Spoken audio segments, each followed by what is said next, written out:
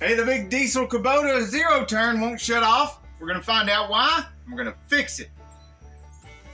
This problem started the other day when I went to shut off the Kubota, and I pulled up on this and it came out in my hand. This is what I used to shut her off.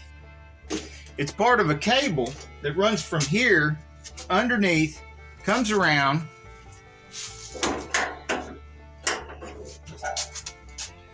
along here, under, and to right here. And it pulls this way to shut it off. So I had to reach down here and grab this and pull it hard this way to shut the engine off once the cable was broke. Well, that's pretty hot, so we don't want to have to do that all the time. So I've got a new cable, and I'm going to be putting it on here today. There's a link in the description of the video for this particular cable. This is a universal fit cable, and so I may have to enlarge this hole when I replace this old cable with the new one. But this universal fit cable is less than half the price of the cable that's on it right now. So it's worth it if I have to drill a little hole. I'm going to start by taking the cable loose over here. And a good tip here is that if you want to clean this stuff off before you do anything, but you don't want to smell cleaner all day, you can use compressed air. Look how clean that is with nothing but air. All right, we need 11 monkey meters. It's very close to the same as a 7/16, so we can use a 7/16 to hold the bolt and the 11 monkey meters to loosen the nut. And luckily, somebody who I would definitely get along with has replaced this nut in the past with a nylon lock nut. Why do I like that so much? Because the nylon lock nuts have that balance between being easy to turn and not backing off with vibration. There we go. Now this is going to make like a Z turn, so we need to, there it is. Check it out. That was easy.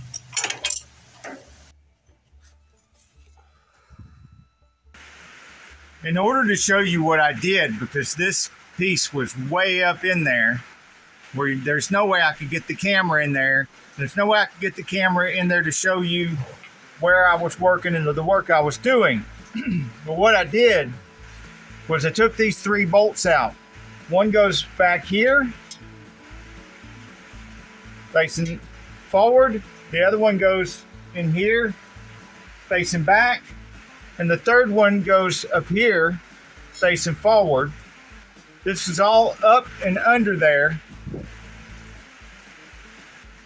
And the third one, you can stick your finger in here and just touch that third one to hold the gear wrench on there. I'm using a ratcheting gear wrench, 13 monkey meters. That is to give me access under here so I can turn a wrench when I get hold of that nut on the other side of the cable. Now I'm going to set this out in the rain because I'm going to clean it before I put it back on. Now I tried breaking that nut loose on the bottom of the cable with this cutoff wrench that I had done for some other job, but the edge of it, I need to polish it down because it hurts too much to put the force on it. It was necessary to break the nut loose.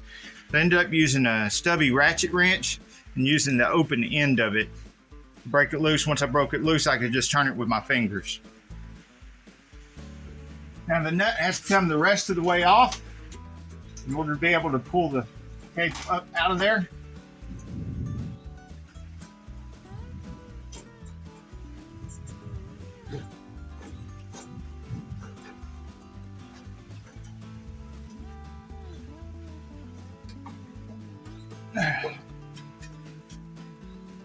And there it is, the broken cable.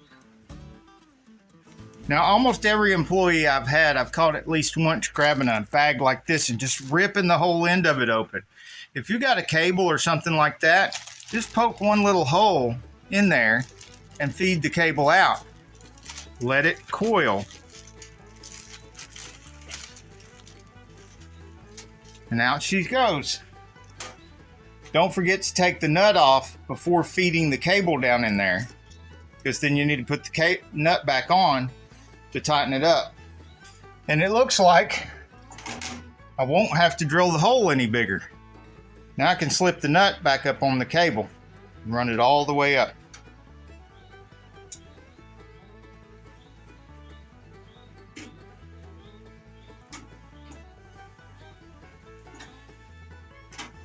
And I'm going to put the first couple of threads on here, and then I'm not tightening it anymore because I want to get some Loctite and put it on those threads, because that is not a nylon lock nut.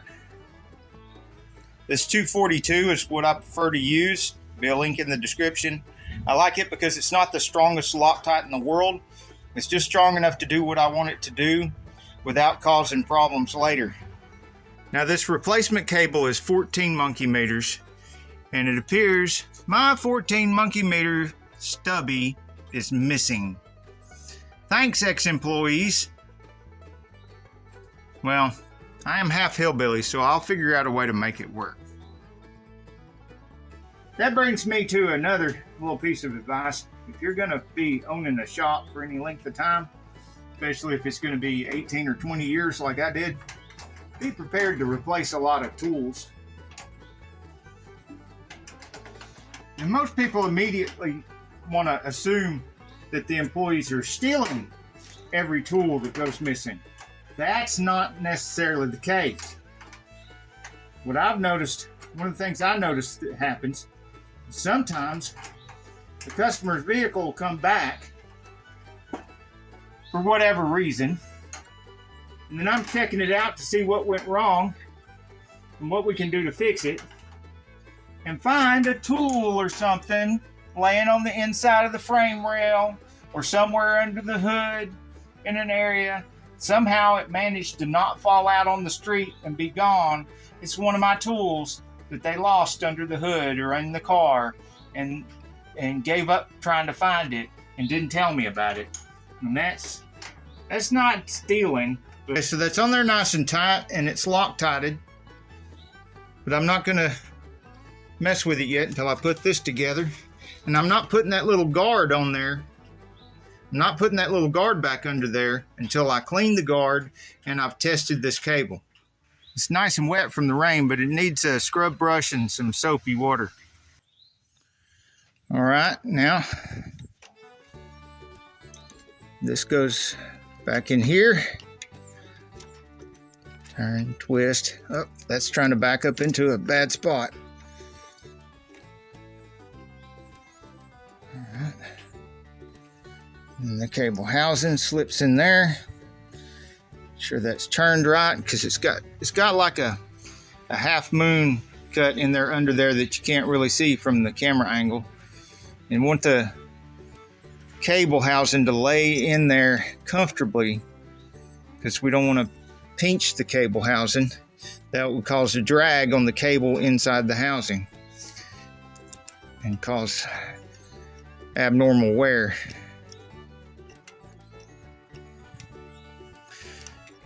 This again is a nylon lock nut, my favorite kind of nuts, and it won't require any Loctite, and it doesn't require any Magilla Gorilla tightening either, because the nylon lock washer down inside the nut will hold it very nicely.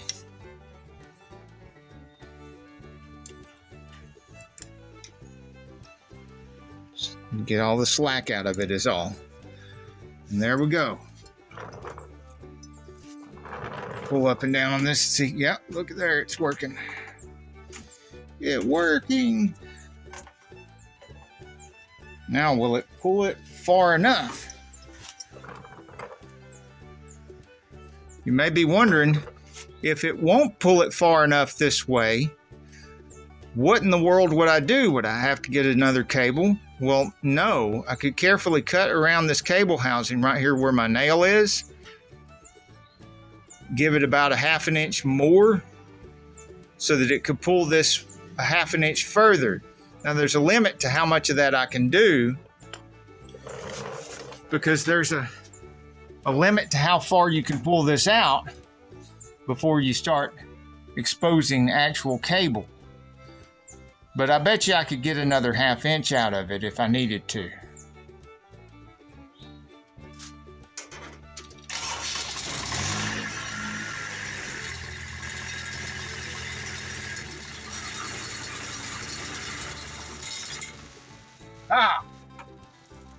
I didn't have to cut any off of it. Works just fine the way it is. Awesome. Now I'm going to put some wire ties on here like it was before and put the shield back on, and we're done. Please let me know in the comments at least one thing you liked about this video you'd like to see more of, even if it's just the content of the video. And let me know 1 or 2 things that you think I could do better in my future videos so I can improve.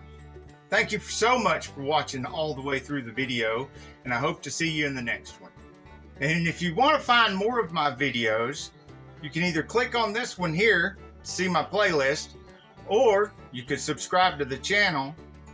Or if you really want to be able to find this particular video again, you could share it to a friend, and then when you want to find the video, you just go back and look at the link where you shared it to your friend and click on it, and it'll pull this video back up. Until next week, get off the couch, get dirty.